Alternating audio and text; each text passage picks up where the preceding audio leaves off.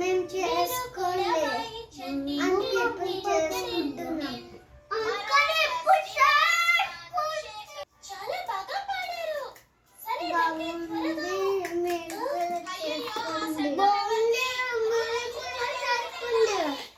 మీరు ఆ గుంట నక్కని చూసారంటే వెంటనే గుంట నక్కని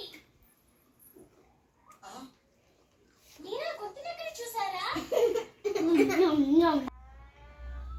Bye friends. ఇప్పుడు మాకు మా 5 సంగీతపు పరికరాలు దొరికేశాయి. రండి విని బాయ్ చెప్పు. విని బాయ్.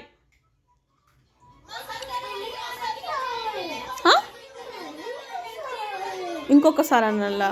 ఏమనాలి?